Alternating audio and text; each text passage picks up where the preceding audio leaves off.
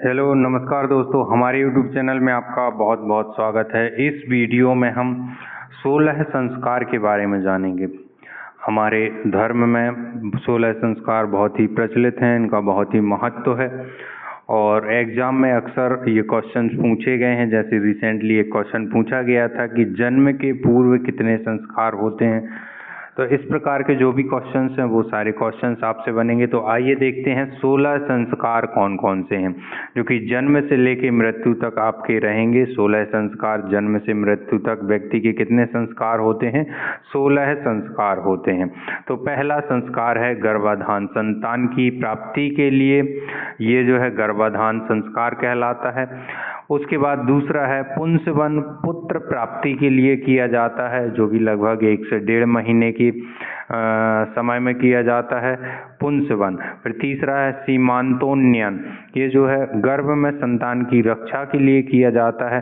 तो ये जो 3 संस्कार हैं ये आपके जन्म के पूर्व के कहलाते हैं, जो गर्भ में रहते हैं उस दौरान किए जाते हैं। फिर चौथा संस्कार है जात कर्म, जैसे ही बच्चे का जन्म होता है बच्चे को एक जाति मिल जाती है, वो उस जाति का कहलाता है। तो ये कौन सा संस्कार हो गया? जात कर्म संस्कार हो गया। फिर उसके बाद 5वां संस्कार क्या है? नामकरण। तो बच्चा जब पैदा हो जाता है उसके बाद उसका नाम रखा जाता है, नाम रखा जाने वाला संस्कार नामकरण कहलाता है। फिर निष्क्रमण, जब बच्चा पहली बार अपने घर से निकलता है उसे निष्क्रमण संस्कार के नाम से जाना जाता है। 7वां है अन्नप्राशन। अन्नप्राशन बहुत ही प्रचलित है हमारे भारत में। ये नवजात शिशु को भोजन के रूप में अन्न देने का प्रारंभ किया जाता है, जो 6 महीने में 6 मंथ में किया जाता है, 6वें महीने में किया जाता है ये अन्नप्राशन। फिर चूड़ा कर्म, जिसमें आपका मुंडन संस्कार होता है। कर्ण छेदन, जिसमें कान छेदने का संस्कार होता है। ये लगभग 3 साल में किया जाता है। ये आपका 1 साल में करते हैं बहुत सारी जगह उसके पहले कर लिया जाता है। तो ये परिवार और अपनी अपनी मान्यताओं के अनुसार होता है चूड़ा कर्म, यानी कि मुंडन संस्कार। फिर उसके बाद विद्यारंभ, शिक्षा प्रारंभ की जाती है, जो प्राचीन समय में 6 वर्ष में की जाती थी, लेकिन आज के समय में तीसरे वर्ष से स्कूल भेजा जाने लगा है।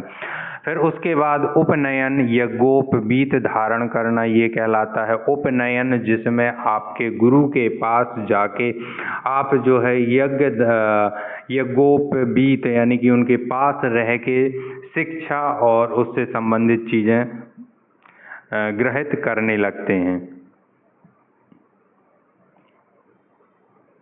फिर आता है आपका वेदारंभ, जिसमें वेदों के अध्ययन को प्रारंभ किया जाता है। वेदों का अध्ययन किया जाता है, पुराणों का अध्ययन किया जाता है, धार्मिक ग्रंथ और सांसारिक चीज़ों का इसमें अध्ययन करके बताया जाता है, किया जाता है वेदारंभ। केशांत, जब आपका अध्ययन समाप्त हो जाता है उसके बाद पुनः फिर मुंडन होता है और उसके बाद कहलाता है समाप्त बर्तन, जिसमें शिक्षा की समाप्ति होती है।